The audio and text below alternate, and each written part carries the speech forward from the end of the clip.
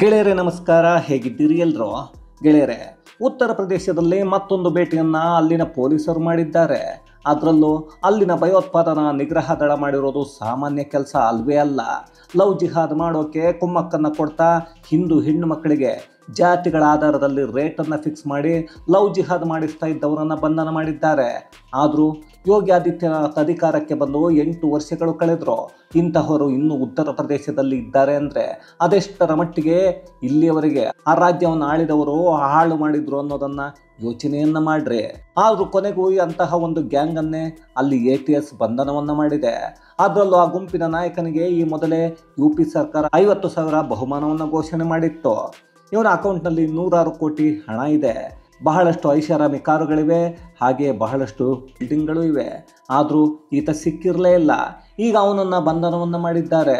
ಆತನ ಹೆಸರೇ ಜಮಾಲುದ್ದೀನ್ ಅಲಿಯಾಸ್ ಚೆಂಗೂರ್ ಬಾಬಾ. ಹಾಗಾದರೆ ಈ ಚೆಂಗೂರ್ ಬಾಬಾ ಅಲಿಯಾಸ್ ಈ ಚೆಂಗ್ಳು ಬಾಬಾ ಅದೇನು ಮಾಡ್ತಾ ಇದ್ದ, ಅವನ ಬಳಿ ಇದ್ದ ಬಂಗಲೆಗಳೆಷ್ಟು, ಇದ್ದ ಕಾರುಗಳೆಷ್ಟು, ಇವನ ಕತೆ ಏನು ಅನ್ನೋದನ್ನು ಈ ವಿಡಿಯೋದಲ್ಲಿ ನೋಡ್ಕೊಂಡು ಬರೋಣ ಬನ್ನಿ. ಗೆಳೆಯರೇ, ಉತ್ತರ ಪ್ರದೇಶದಲ್ಲಿ ಒಬ್ಬ ವ್ಯಕ್ತಿ ಇದ್ದ.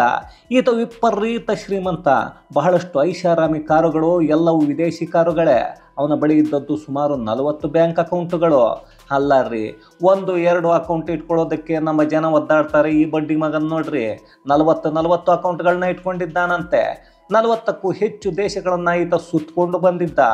ಸುಮಾರು 15ಕ್ಕಿಂತ ಹೆಚ್ಚಿನ ಬಿಲ್ಡಿಂಗ್ ಕೂಡ ಇದ್ವು. 100 ಕೋಟಿ ಹಣ ಆತನ ಅಕೌಂಟ್ಗಳಲ್ಲಿ ಇತ್ತು. ಇಷ್ಟೆಲ್ಲ ಇದ್ದರೂ ಇವನನ್ನು ಹುಡುಕಿ ಕೊಟ್ಟವನಿಗೆ 50,000 ಬಹುಮಾನವನ್ನು ಉತ್ತರ ಪ್ರದೇಶ ಸರ್ಕಾರ ಘೋಷಣೆ ಮಾಡಿತ್ತು. ಇಲ್ಲಿ ಉತ್ತರ ಪ್ರದೇಶ ಸರ್ಕಾರ ಬಹುಮಾನವನ್ನು ಘೋಷಣೆ ಮಾಡಿತ್ತು ಅಂದ ತಕ್ಷಣ ಬ್ಯಾಂಕುಗಳಲ್ಲಿ ಸಾಲ ತಗೊಂಡಿದ್ದ ಅನ್ನೋ ಯೋಚನೆಯನ್ನು ಮಾಡಬೇಡಿ. ಇವನನ್ನೇ ಬಿಟ್ಟರೆ ಬ್ಯಾಂಕುಗಳಿಗೆ ಸಾಲವನ್ನು ಕೊಡುವ ಮಟ್ಟದ ಶ್ರೀಮಂತಿಕೆ ಇತ್ತು. ಆದರೆ ಈಗ ಅವನನ್ನು ಉತ್ತರ ಪ್ರದೇಶ ಭಯೋತ್ಪಾದನಾ ನಿಗ್ರಹ ದಳ ಬಂಧನವನ್ನು ಮಾಡಿದೆ. ಅವನೇ ರಾಜ್ಯದಲ್ಲಿ ಮತಾಂತರ ಮಾಡ್ತಾ ಇದ್ದ, ಅದಕ್ಕೆ ರೂವಾರಿಯಾಗಿದ್ದ ಜಮಾಲುದ್ದೀನ್ ಅಲಿಯಾಸ್ ಚೆಂಗೂರ್ ಬಾಬಾ. ಈತ ಅದ್ಯಾವ ಬಾಬಾ ಅನ್ನೋದು ಮಾತ್ರ ಗೊತ್ತಿಲ್ಲ ರೀ. ಆದರೆ ಅವನು ಮಾಡ್ತಾ ಇದ್ದ ಕೆಲಸಗಳನ್ನು ಕೇಳಿದರೆ ಮಾತ್ರ ಇವನೊಬ್ಬ ದೊಡ್ಡ ಚೆಂಗ್ಳು ನನ್ನ ಮಗ ಅನ್ನೋದು ಮಾತ್ರ ಗೊತ್ತಾಗುತ್ತೆ. ವಯಸ್ಸು ನೋಡಿದರೆ ಇವತ್ತೋ ನಾಳೆನೋ ಹೊಗೆ ಹಾಕೊಳ್ತಾನೆ ಅನ್ನೋ ರೀತಿ ಇದ್ದಾನೆ.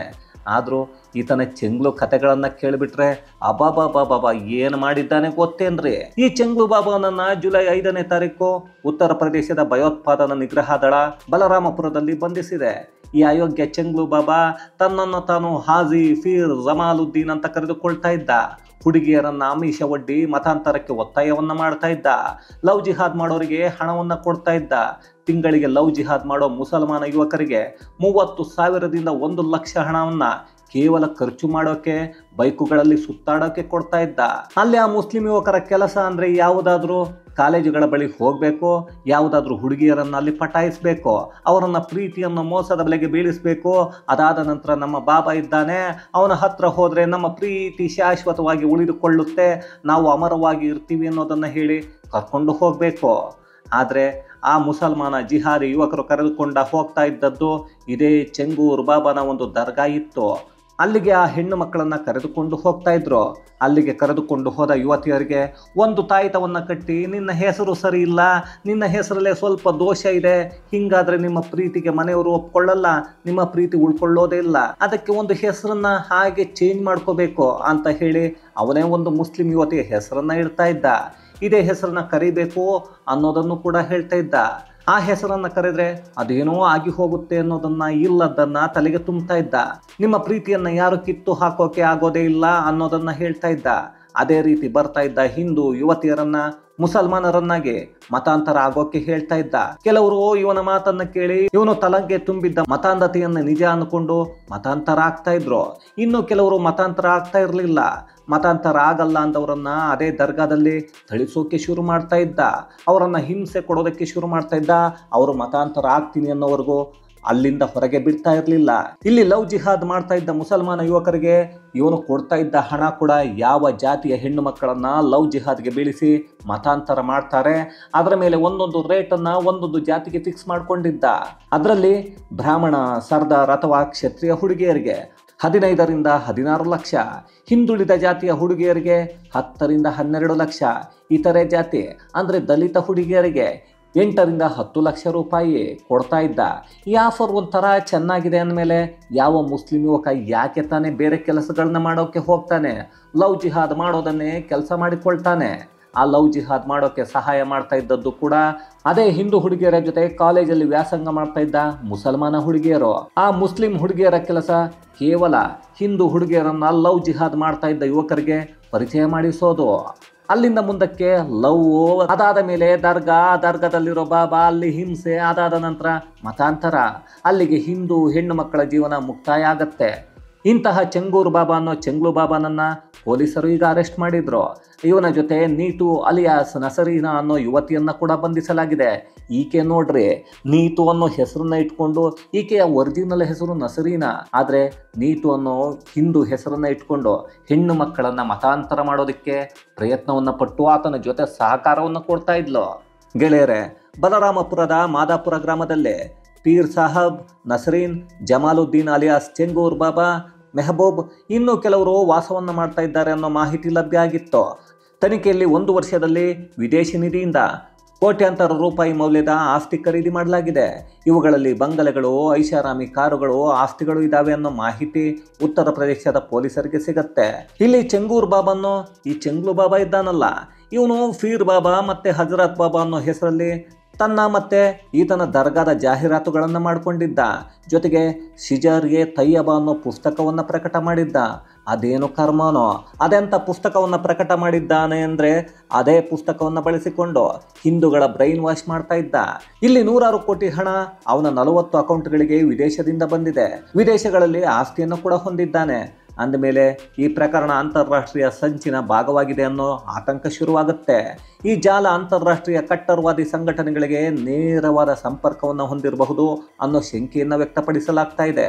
ಹಾಗಾಗಿ ಭಯೋತ್ಪಾದನಾ ನಿಗ್ರಹ ದಳ ಮತ್ತೆ NIA ಮತ್ತೆ ರಾಷ್ಟ್ರೀಯ ತನಿಖಾ ಸಂಸ್ಥೆಗಳು ತನಿಖೆಯನ್ನು ಶುರು ಮಾಡಿಕೊಂಡಿವೆ.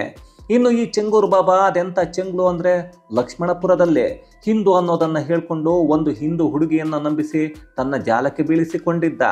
ಚೆಂಗೂರ್ ಬಾಬಾ ಒಂದು ಸಂಘಟಿತ ಗ್ಯಾಂಗನ್ನೇ ಮಾಡಿಕೊಂಡು ಹಿಂದೂಗಳು ಮತ್ತು ಮುಸ್ಲಿಮೇತರ ಜನರನ್ನೇ ಗುರಿಯನ್ನು ಮಾಡಿಕೊಂಡು ಮತಾಂತರ ಮಾಡ್ತಾ ಇದ್ದ. ಈ ವಿಷಯಕ್ಕೆ ಸಂಬಂಧಪಟ್ಟ ಹಾಗೆ ನವೆಂಬರ್ 2024ರಲ್ಲೇ ಚೆಂಗೂರ್ ಬಾಬಾ, ಅವನ ಮಗ ಮೆಹಬೂಬ್ ಸೇರಿ ಒಟ್ಟು 10 ಜನರ ವಿರುದ್ಧ ಪ್ರಕರಣ ಕೂಡ ದಾಖಲಾಗಿತ್ತು. ಇದೇ ಪ್ರಕರಣದಲ್ಲಿ ಏಪ್ರಿಲ್ 8ನೇ ತಾರೀಕು 2 ಬಂಧಿಸಲಾಗಿತ್ತು. ಈಗ ಸುಮಾರು 8 ಜನರನ್ನು ಬಂಧಿಸಲಾಗಿದೆ.